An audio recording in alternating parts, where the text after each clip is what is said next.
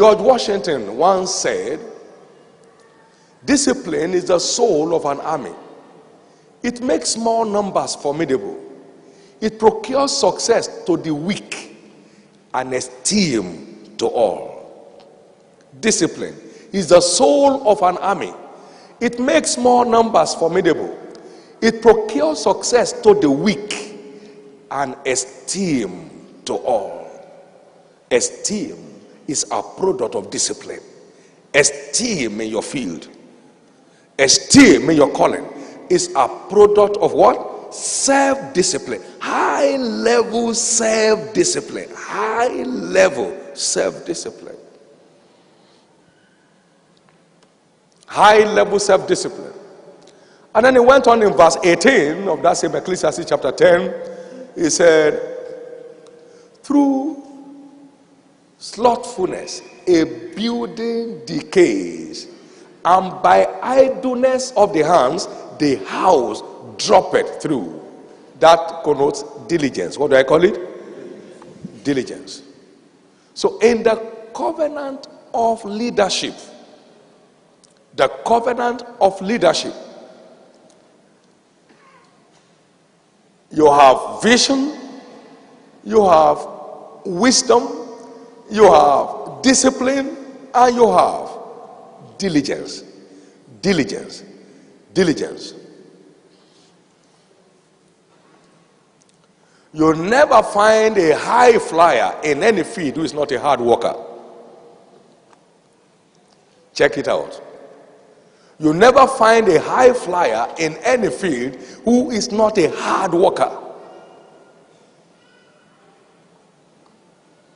You never find a high flyer in any field who is not a hard worker. Because God is not mocked. Whatsoever a man sows, that also shall he reap. He that sows sparingly shall also reap sparingly, and he that sows bountifully shall reap also bountifully. You'll never find a high flyer in any field who is not a hard worker.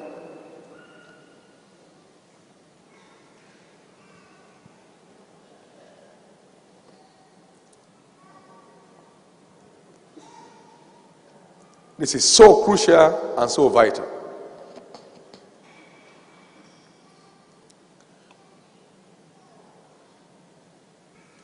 There is a story of this young man by name James Owen. He was a high school boy in the early 1900s. And then he asked his coach, "Mr. Coach, I would like to be a sports star." And the coach looks at him and said, "Good. And let me show you the first steps on the ladder to becoming a star in sports." He said, 1, determination. Everybody say determination. He said 2, dedication. He said 3, discipline. And 4, sacrifice.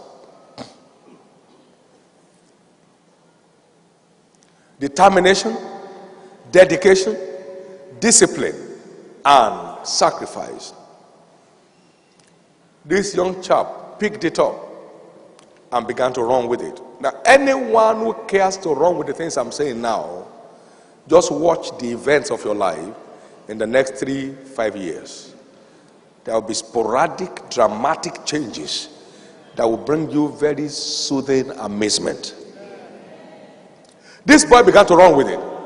By the Berlin Olympics of 1923, this boy became a 3 gold medalist.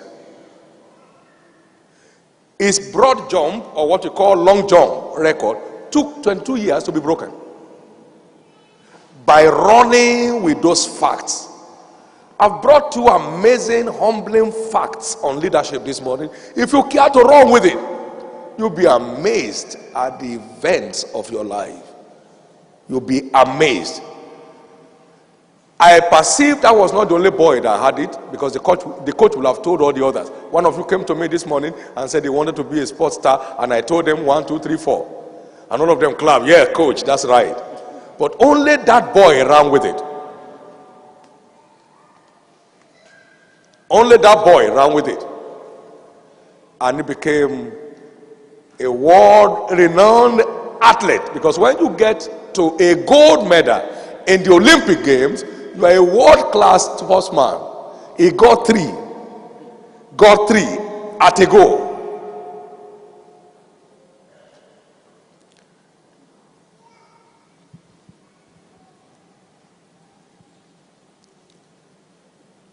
He got three at a go. There will always be more workers than there are leaders, because the price of leadership is not cheap. There will always be more workers than there are leaders, because the price of leadership is real costly. It is no cheap talk, it is hard work. Working first and foremost on yourself, and then working on your task, managing the issues of your life with utmost efficiency. With utmost efficiency. That's how great leaders are born.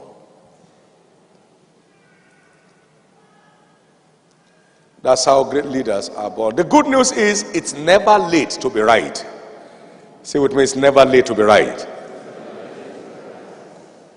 It's never late to be right. It's never late to be right. Every situation is changeable. Every position is alterable. It's never late to be right. He said, if you hear his word today, harden not your heart, because today is not late. Today is not late. Today is not late. Abraham came on the stage at 75. Today is not late. If you are willing to pay the price, no one will deny you of the goods. If you are willing to pay the price, no one will deny you of the goods. If you are willing, you can't go to a motor garage to buy a vehicle and they say, no, won't say to you, you are too short. Can they say that to you? Say, can you wear sandals here to say you want to buy a car of this price? No, go away. No. You are willing to pay the price, they'll be so delighted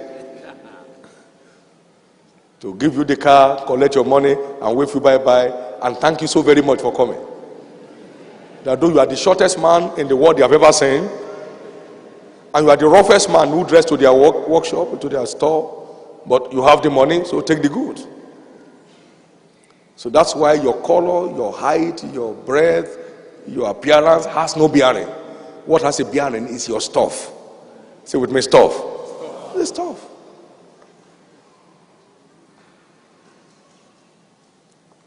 The stuff of which you are made. And that stuff is a task. To build stuff into your system is a task.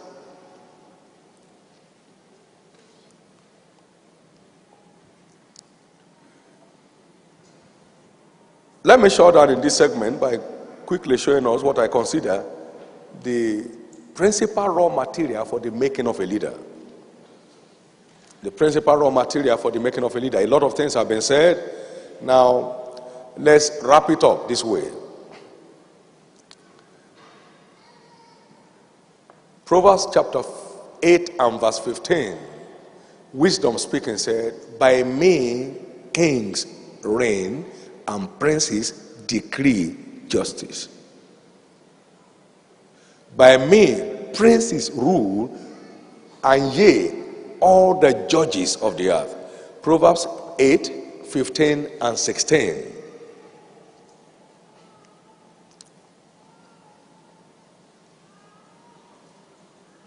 Just like flour is the principal raw material for the making of cakes, so is wisdom the principal raw material for the making of kings.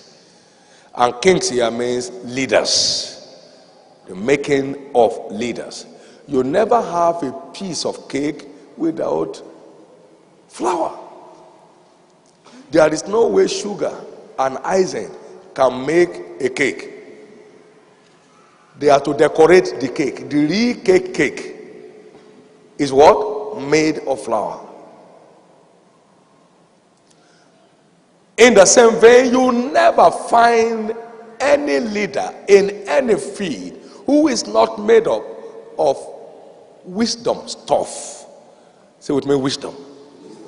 And now, I'd like you to please listen here, because this will help us a lot. Wisdom stuff. Now, what is wisdom?